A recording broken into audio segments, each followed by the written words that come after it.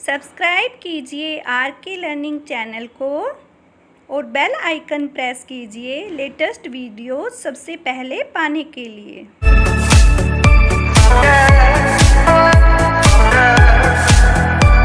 Hello friends, welcome to R K learning academy. Friends, आज के इस वीडियो लेक्चर में हम सिविल सर्विसेज की जो हमने स्पेशल टेस्ट सीरीज स्टार्ट की थी उसका सेकंड पार्ट करेंगे, जिसमें हमने पर्यावरण एवं पारिस्थितिकी के 100 क्वेश्चंस को स्टार्ट किया है। फ्रेंड्स, ये MCQ very important and selected questions हैं।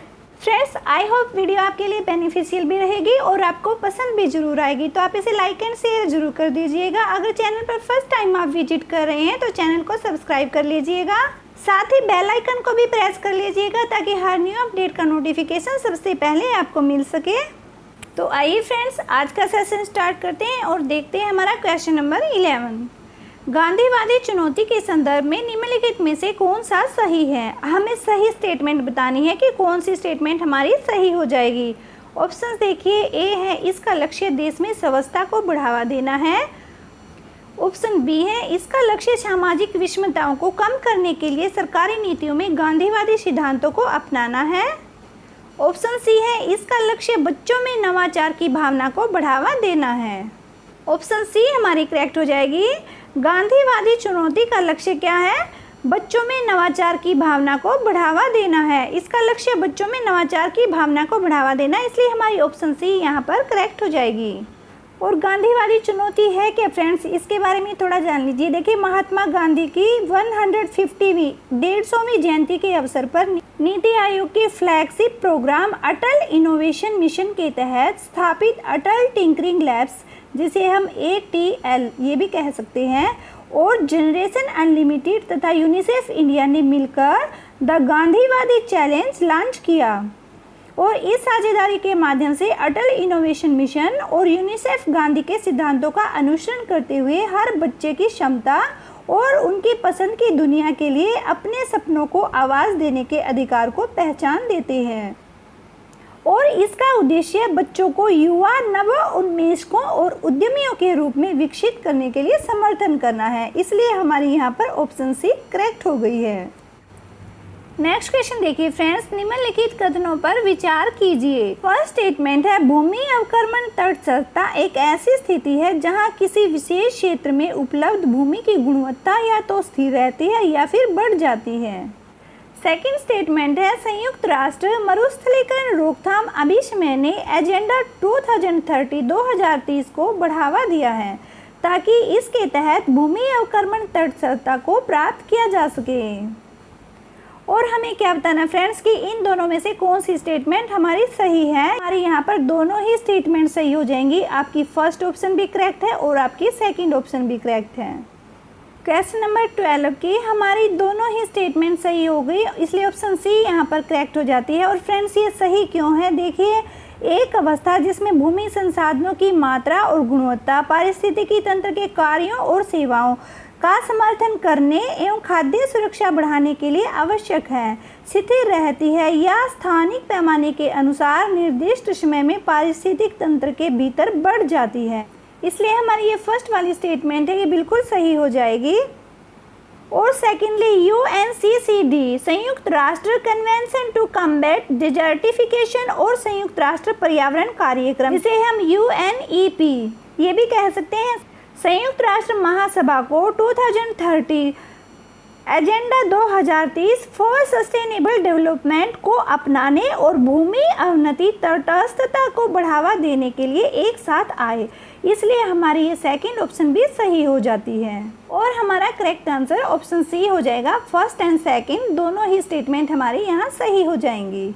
नेक्स्ट क्वेश्चन देखिए फ्रेंड्स, क्वेश्चन नंबर 13। कभी कभी समाचारों में रहने देने वाला पद इलास्टोकैलोरिक प्रभाव संबंधित है, किससे संबंधित है ये हमें बताना है। ऑप्शन देखिए, ए है शीतलन और परशीतन से। ऑप्शन बी है तनाव के कारण विद्युत उत्पादन से। ऑप्शन सी है तनाव और खिंचाव के बीच के संबंध से। ऑप्शन डी है तापमान परिवर्तन के प्रतिक्रिया में विद्युत उत्पादन से। ऑप्शन ए हमारी यहाँ पर करेक्ट हो जाएगी, शीतलन और परशीतन से। फ्रेंड्स देखिए, इलास्टोकैलोरिक प्रभाव होता क्या है? जब रबर बैंड को घुमाया जाता है तो यह ठंडा प्रभाव उत्पन्न करता है। इसे हम इलास्टोकैलोरिक प्रभाव कहते हैं और इसीलिए हमारा ऑप्शन ए यहाँ पर सही हो जाएगा। नेक्स्ट क्वेश्चन देखिए फ्रेंड्स, निम्नलिखित में से कौन सी गैस ओजोन परत के लिए सर्वाधिक हानिकारक है? हमें वो गैस बतानी है जो ओजोन परत के लिए सबसे डेंजरस गैस है। ऑप्शंस देखिए, ए क्लोरीन, ऑप्शन बी है फ्लोरीन, ऑप्शन सी है कार्बन डाइऑक्साइड, ऑप्शन डी है क्लोरीन डाइऑक्साइड। ऑप्शन ए हमारी यहाँ करेक्ट हो जाएगी क्लोरीन। एक रिसर्च के अनुसार, शोध के अनुसार वायुमंडल में क्लोरीन गैस को धारण करने की सीमित क्षमता होती है और यदि इसकी मात्रा बढ़ती है तो यह ओजोन परत के लिए हानिकारक होती है। एंड अमेरिकी पर्यावरण संरक्षण एजेंसी के अनुसार क्लोरीन का एक परमाणु 1 लाख से अधिक ओजोन अणुओं को नष्ट कर सकता है। इसलिए फ्रेंड्स हमारे यहाँ पर ऑप्शन ए सही हो जाएगी। क्लोरीन गैस ओजोन परत के लिए सबसे ज़्यादा हानिकारक होती है। नेक्स्ट क्वेश्चन देखिए फ्रेंड्स, मुद्रा बाजार निधि को निम्नलिखित में से किस प्रकार के ऋण आधारित वित्तीय साधनों में निवेश किए जाने की संभावना होती है? हमें किसके बारे में बताना फ्रेंड्स? मुद्रा बाजार निधि के बारे में। इसको किस प्रकार के ऋण आधारित वित्तीय साधनों में निवेश किए जाने की पॉसिबिलिटी रहती है वो हमें बताना है। ऑप्शंस देखिए, फर्स्ट है हमारा जमा पत्र, सेकेंड है वाणिज्यिक पत्र और थर्ड है पुनर्खरीद समझौते, फोर्थ ऑप्शन है आपकी बैंकरों की स्वीकृति। फ्रेंड्स पहले देखिए मुद्रा बाजार निधि होता क्या है। ये एक प्रकार का म्यूचुअल फंड होता है जो केवल अत्यधिक तरल साधनों जैसे कि नगद के जैसा यानी नगद के समकक्ष प्रतिभूतियां जो होती है और अल्पकालिक परिपक्वता जैसे 13 महीने से कम के साथ उच्च क्रेडिट रेटिंग ऋण आधारित प्रतिभूतियों में निवेश करता है मुद्रा बाजार निधि। देखिए फ्रेंड्स, एक मुद्रा बाजार निधि को हम किस प्रकार के ऋण आधारित वित्तीय साधनों में निवेश कर सकते हैं, पहले वो डिस्कस कर लेते हैं।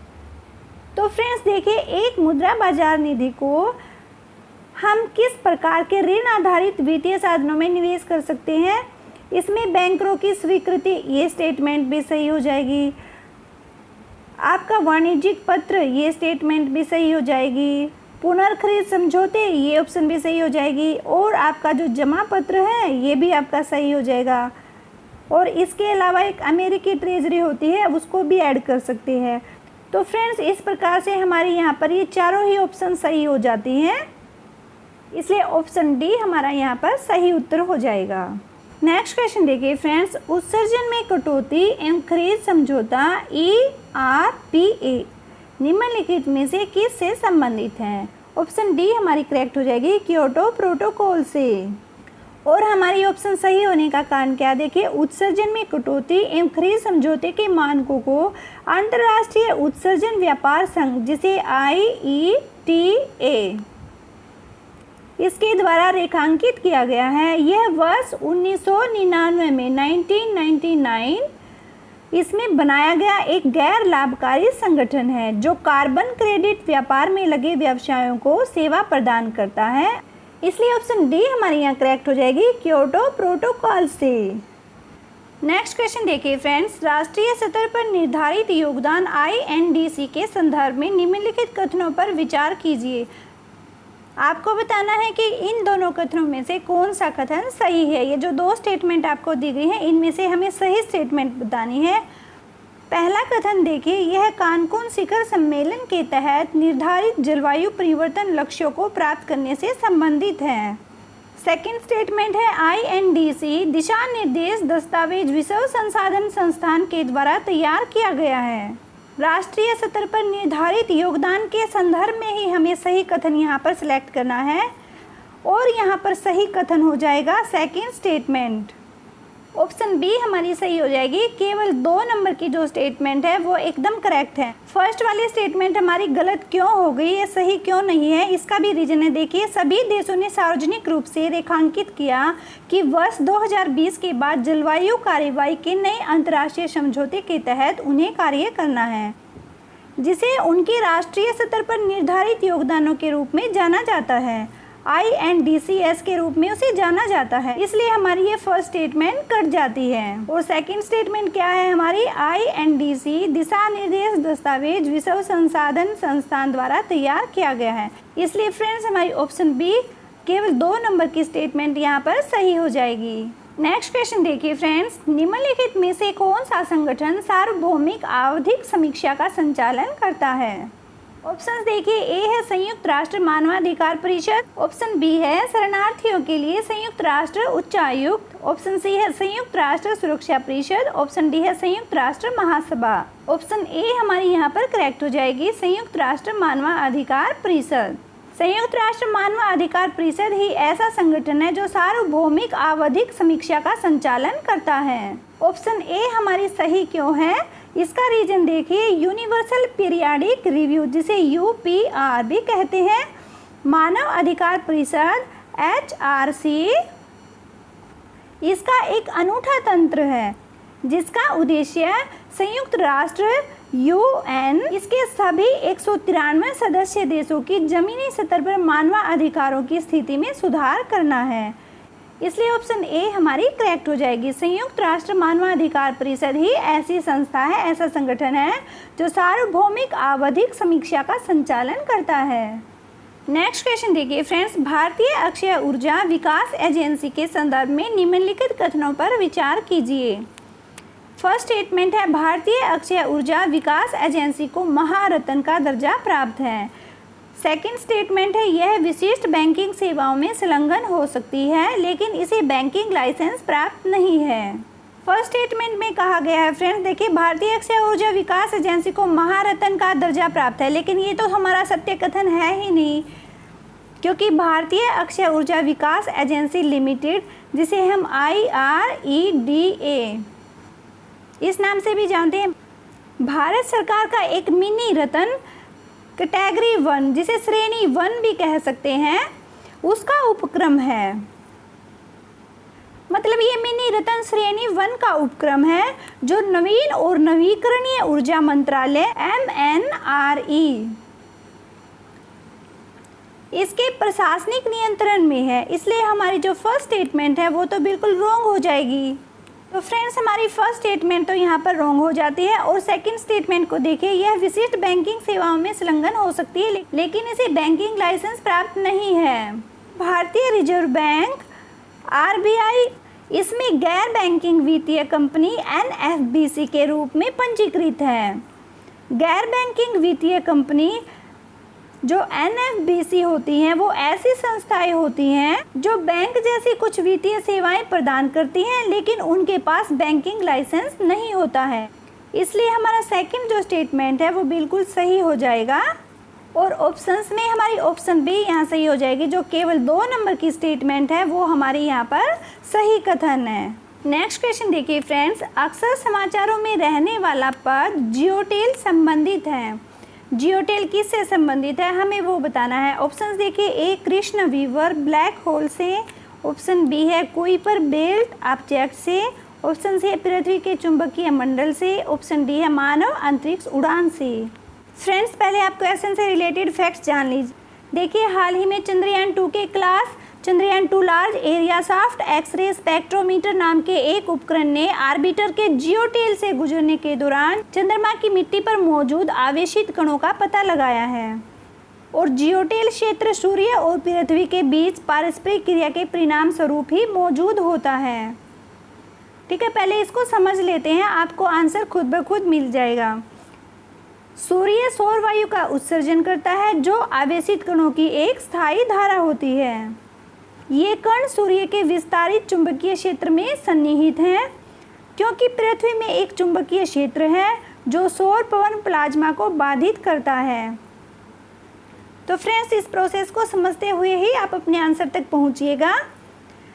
फिर देखिए, इस परस्पर क्रिया के परिणाम स्वरूप पृथ्वी के चारों ओर एक चुंबकीय आवरण बनता है। सूर्य के सामने पृथ्वी की ओर आवरण को एक क्षेत्र में संकुचित किया जाता है जो पृथ्वी के त्रिज्या से लगभग 3 से 4 गुना अधिक है। विपरीत दिशा में आवरण एक लंबी पूंछ की तरह फैल जाता है जो चंद्रमा की कक्षा से आगे विस्तारित हो जाती है। इसी को हम जियोटेल कहते हैं। ठीक है फ्रेंड्स, इसी को जियोटेल कहा जाता है। और प्रत्येक 29 दिन में 29 डेज में एक बार चंद्रमा लगभग 6 दिन के लिए जियोटेल से पारगमन करता है। जियोटेल क्षेत्र सर्वोत्तम वैज्ञानिक पर्यवेक्षण की अनुमति देता है। इसलिए फ्रेंड्स हमारी ऑप्शन सी यहाँ पर बिल्कुल करेक्ट हो जाएगी। पृथ्वी के चुंबकीय मंडल से जियोटेल संबंधित है। जियोटेल क्या होता है वो हमने जान लिया, और पृथ्वी के चुंबकीय मंडल से इसका कैसे रिलेशन है वो भी हमने जान लिया, और पृथ्वी के चुंबकीय मंडल से ये कैसे संबंधित है वो भी हमने जान लिया। तो फ्रेंड्स ये क्वेश्चन आपका क्लियर हो गया होगा। नेक्स्ट क्वेश्चन देखिए फ्रेंड्स, अग्रगामी प्रजातियों के विषय में निम्नलिखित कथनों पर विचार कीजिए। पहला कथन देखिए, ये पहले से बाधित या क्षतिग्रस्त पारिस्थितिक तंत्र पर बसने वाली पहली प्रजातियां हैं। सेकंड स्टेटमेंट है, ये प्राय प्रकाश संश्लेषी पौधे होते हैं। और थर्ड नंबर की स्टेटमेंट है, शैवाल, मोसिस और लाइकेन अग्रगामी प्रजातियों के उदाहरण हैं। आपकी फर्स्ट स्टेटमेंट में क्या कहा गया, देखिए ये पहले से बाधित या क्षतिग्रस्त पारिस्थितिकी तंत्र पर बसने वाली पहली प्रजाति। तो फ्रेंड्स हमारी ये स्टेटमेंट सही हो जाएगी। क्यों सही हो जाएगी? क्योंकि ऐसी प्रजातियां जो एक निर्जन क्षेत्र पर आक्रमण करती हैं उन्हें अग्रणी प्रजाति कहा जाता है, और हमें अग्रगामी प्रजातियों के संबंध में ही बताना है। तो हमारा फर्स्ट स्टेटमेंट यहाँ पर करेक्ट हो जाएगा। सेकंड स्टेटमेंट देखिए, ये प्राय प्रकाश संश्लेषी पौधे होते हैं। तो देखिए क्योंकि निर्जन या असिंचित जो क्षेत्र होते हैं उनमें हर प्रजाति के लिए अनुकूल परिस्थितियां नहीं होती, जैसे कि मिट्टी की पतली परत, कम पोषक तत्व, कठोर वातावरण एक्सेट्रा। इस प्रकार की परिस्थितियों में केवल प्रकाश संश्लेषक जो पौधे होते हैं वो पौधे ही अग्रणी प्रजातियों की भूमिका निभा सकते हैं। तो हमें क्या बताना है फ्रेंड्स, हमें अग्रगामी प्रजातियों के विषय में स्टेटमेंट बतानी है, और सेकंड ऑप्शन है हमारी, ये प्राय प्रकाश संश्लेषी पौधे होते हैं। तो फ्रेंड्स हमारा फैक्ट्स इससे बिल्कुल मैच करता है, इसलिए हमारी ये सेकंड स्टेटमेंट भी सही हो जाएगी। इस प्रकार की परिस्थितियों में केवल प्रकाश संश्लेषक पौधे ही अग्रणी प्रजातियों की भूमिका निभा सकते हैं। और क्यों निभा सकते हैं? क्योंकि उन्हें अपने ऊर्जा आवश्यकताओं के लिए धूप की आवश्यकता होती है। ओके, तो हमारा सेकंड स्टेटमेंट बिल्कुल सही हो जाएगा। और तीसरा कथन है आपका, शैवाल, मोसेस और लाइकेन अग्रगामी प्रजातियों के उदाहरण हैं। हमारी ये स्टेटमेंट भी सही हो जाएगी, क्योंकि जल के प्राथमिक अनुक्रमण में अग्रणी प्रजातियां छोटे फाइटोप्लैंक्टन होती हैं। चट्टानों पर प्राथमिक अनुक्रमण में आमतौर पर अग्रणी प्रजाति लाइकेन होती है, और जो चट्टान को तोड़ने में, स्रावित करने में सक्षम होते हैं तथा अपक्षय और मिट्टी के गठन में मदद करते हैं। इसलिए हमारी जो थर्ड नंबर की स्टेटमेंट है ये भी बिल्कुल सही हो जाएगी।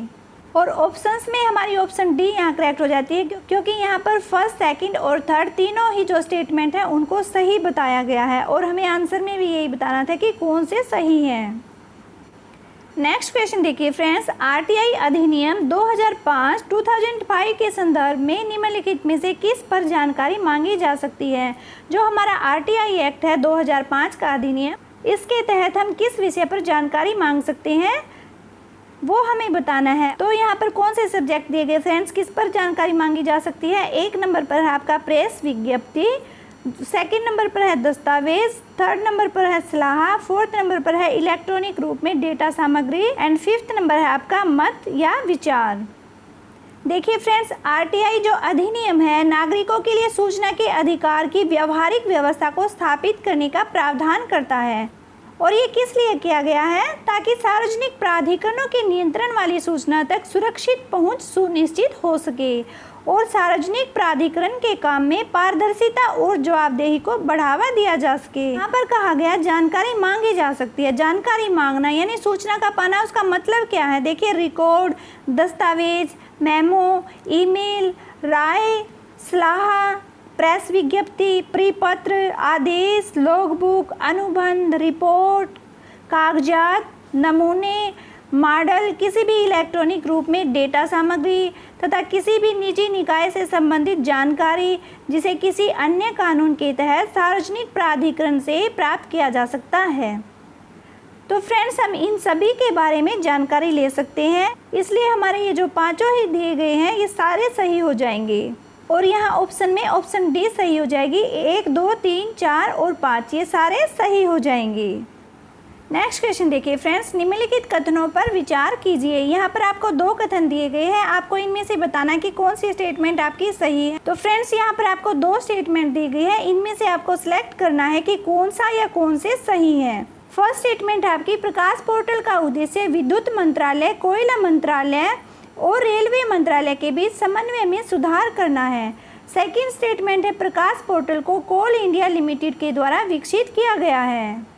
ऑप्शन ए हमारे यहाँ बिल्कुल सही हो जाएगी। जो केवल 1 नंबर की स्टेटमेंट है वो हमारी सही हो जाएगी। प्रकाश पोर्टल का उद्देश्य विद्युत मंत्रालय, कोयला मंत्रालय और रेलवे मंत्रालय के बीच समन्वय में सुधार करना है। देखिए, सरकार ने बिजली संयंत्रों को कोयला आपूर्ति सुनिश्चित करने के लिए बिजली, कोयला और रेलवे मंत्रालयों के बीच समन्वय में सुधार करने के उद्देश्य से एक वेब पोर्टल जिसका नाम है प्रकाश, इस प्रकाश नाम के पोर्टल को शुरू किया है, जो कि एक वेब पोर्टल है। पावर रेल कोयला उपलब्धता की आपूर्ति सद्भाव के माध्यम से इसे शुरू किया गया है, तो इसलिए हमारे यहाँ पर फर्स्ट स्टेटमेंट सही हो जाएगी। ओके फ्रेंड्स, आज के लिए हम बस इतने ही क्वेश्चंस करते हैं। आई होप आपको वीडियो जरूर पसंद आई होगी। तो फ्रेंड्स, आप इसे लाइक एंड शेयर जरूर कर दीजिएगा। अगर आप फर्स्ट टाइम चैनल पर विजिट कर रहे हैं तो चैनल को सब्सक्राइब कर लीजिएगा, साथ ही बेल आइकन को प्रेस कर लीजिएगा ताकि हर न्यू अपडेट का नोटिफिकेशन सबसे पहले आपको मिल सके। अगर आपकी कोई सजेशंस हैं तो कमेंट सेक्शन में कमेंट करके ज़रूर बताइएगा। फ्रेंड्स, आप हमें फेसबुक और इंस्टाग्राम पर भी फॉलो कर सकते हैं और हमारे टेलीग्राम चैनल को भी ज्वाइन कर सकते हैं। क्वेश्चंस की PDF आपको टेलीग्राम चैनल पर भी अवेलेबल रहती है। इन सब के लिंक आपको वीडियो के डिस्क्रिप्शन बॉक्स में प्रोवाइड करा दिए जाएंगे। ओके फ्रेंड्स, तो फिर मिलते हैं नेक्स्ट क्लास में। Thanks for watching this video.